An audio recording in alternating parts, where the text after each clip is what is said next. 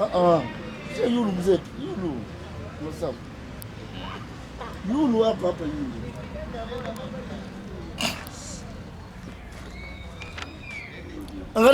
Bonjour ingénieur. Bonjour monsieur. Nous avons vu le plan et puis avec les chaises qu'on a placées ici, on ne sait pas la construction sera comment. Et puis c'est pour combien de places assises, je ne sais pas, il y aura combien de balcons. Bon, en fait, avec la chaise ici, c'est difficile que vous puissiez comprendre la forme du bâtiment. Oui. Parce que ça, c'est juste des repères qu'on a mis, ou les différents axes de fondation.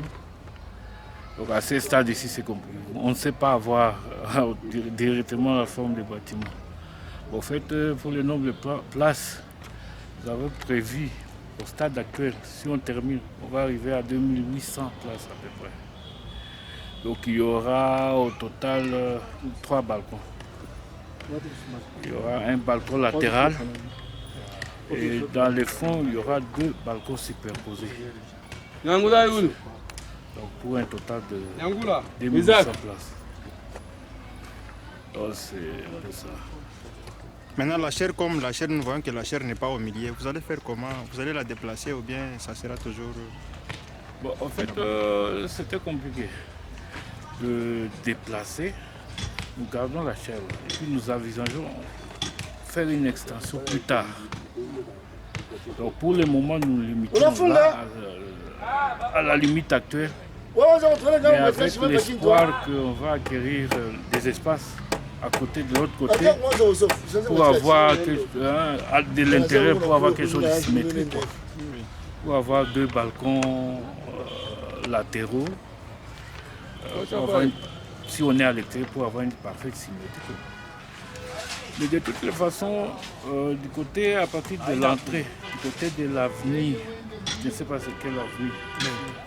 L'avenue Lukuga. À partir de l'avenue Lukuga, pour le moment, nous avons la symétrie. On ne sait pas sentir ces déséquilibres. Les déséquilibres, on les voit que quand on est à l'intérieur. Parce que quand on a fait les plans, on avait fait en fonction du terrain avec les 2 parcelles à côté. On n'a pas acquis jusque-là. C'est ça un peu, c'est ce qui a causé. Comme on avait déjà entamé les travaux en fonction de ces 2 balcons, donc on n'a pas pu faire autre chose. Il n'y avait pas moyen de faire autrement. On a pu se plier à ce qui est déjà fait pour essayer de faire quelque chose. Si nous regardons le bâtiment devant là-bas, il y a elle du côté droite et puis du côté gauche, il n'y a pas elle. Je ne sais pas, le plan sera modifié ou bien sera respecté selon... À partir du devant? Oui. On ne voit pas, vous dites qu'on ne voit pas...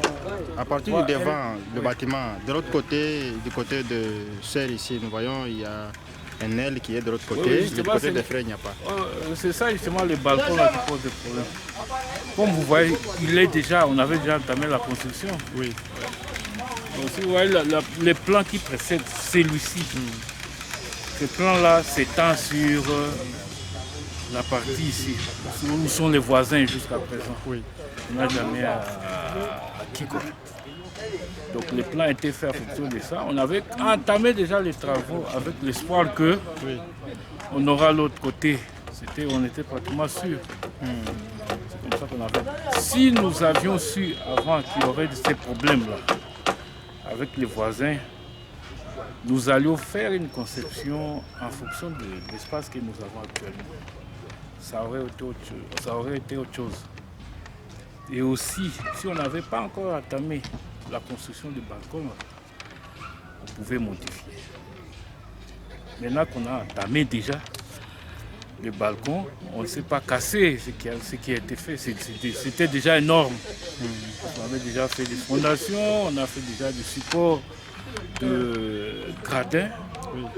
Donc on ne s'est pas détruire. Et puis bon, comme nous espérons encore toujours acquérir de l'autre côté de l'espace, c'est comme ça qu'on les garde. Et plus tard, quand on aura atteint notre objectif, on va continuer avec le même balcon, on va ajouter du côté des frères aussi. Oui. Maintenant, lorsque nous regardons sur le terrain, selon les plans qu'il y a les piquets de gauche à droite que vous appelez chaises, alors que si nous regardons, nous ne voyons pas les chaises. Je ne sais pas, vous appelez ça chaise sur base de quoi? Oui, c'est le nom, disons, c'est le nom technique de ces repères, quoi, de ces éléments qu'on met pour repérer, pour poser les repères des différentes fondations et des différents murs de fondation. Donc c'est ça. Donc c'est un nom, c'est un terme technique qu'on utilise pour ces bois, les bois là que vous voyez, ces chevrons avec la planche qu'on a mis, oui, les piquets et les planches horizontales qu'on a mis. Donc ça nous sert à mettre des références des différents axes des fondations. Et on les met pour que ça ne bouge pas. On va les garder jusqu'à la fin de la fondation. Puis avant d'élever le mur, nous allons nous référer à ces mêmes axes. Qu'on appelle chaise. Oui, qu'on appelle chaise, oui. On va se servir des axes ici, surtout ces chaises, pour faire le traçage des murs d'élévation. Et quand on aura tracé les murs d'élévation, on pourra s'en débarrasser. Donc c'est ça. Après l'étape des chaises qu'on a déjà placées, quelle étape qui va suivre? Avec ça, après ça, vont commencer les travaux de fouilles. C'est-à-dire tout ce qui est creusage, oui, de là où il y aura des fondations.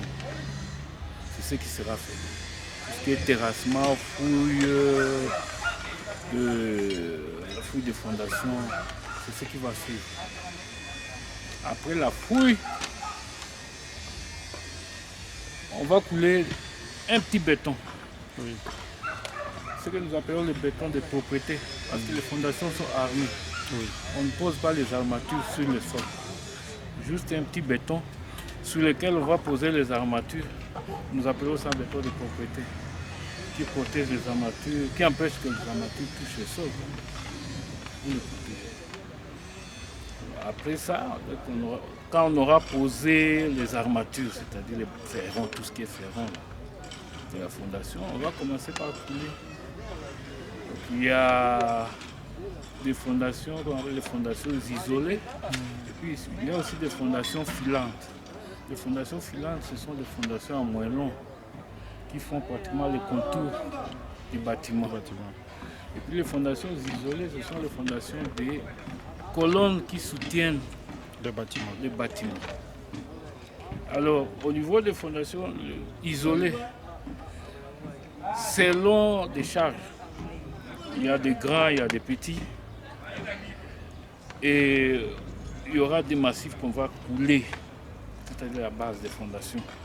Ces massifs sont des bases de fondations qui ont une surface qui permet à ce que de répartir la charge sur le sol, quoi. Et après ces massifs, on a des massifs d'à peu près 30 à 40 cm. Il y a des 30, il y a des 40 cm de hauteur. Donc si nous avons un massif par exemple de 2,30 m à 2,30 m, on a une hauteur de 40, on va le couler. Et à partir de ces massifs, nous allons élever maintenant ce que nous appelons des fils de colonne. C'est-à-dire les débuts, c'est à peu près les débuts de colonne. La partie des colonnes qui sera enterrée sous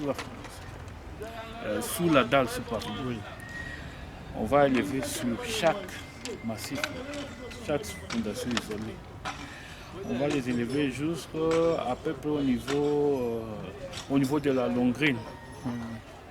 La longrine, c'est quoi? La longrine, c'est une série de poutres, oui, qui passent, qui relient les différentes fondations isolées. Ça sert à répartir des charges sur les différentes fondations.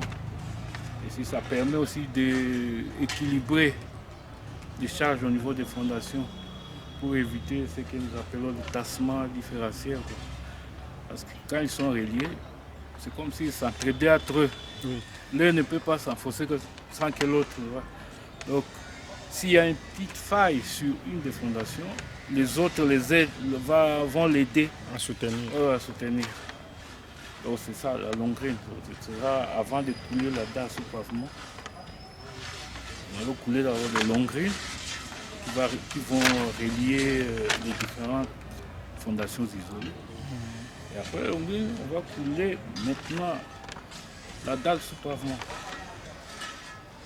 Et dès quand on aura coulé la dalle sous pavement, on pourra élever les murs après. Les murs et des colonnes, ainsi de suite, et puis on pourra évoluer jusqu'à terminer les élévations, faire la toiture, et puis les finitions suivront après. C'est vrai. Maintenant, selon vous, pour que ce bâtiment ici se termine dans un bref délai, Oui. vous avez étudié qu'il faudra au moins combien d'argent pour que le bâtiment s'achève? Bon, c'est quand même énorme. Si on voit en termes de superficie, Oui, oui. nous avons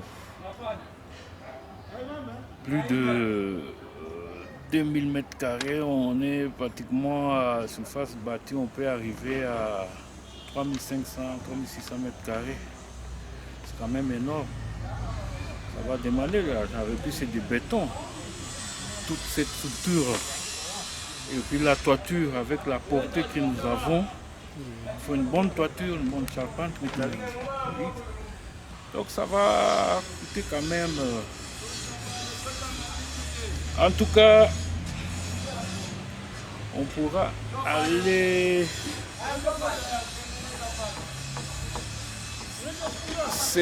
On va approcher pour tout finir complètement.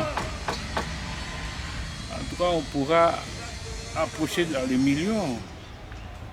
Même combien, estimativement?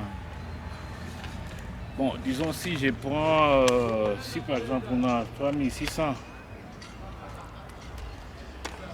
bon, on pourra peut-être aller dans les 1 500 000. 1 500 000 dollars pour que ce bâtiment s'achève dans un bref délai.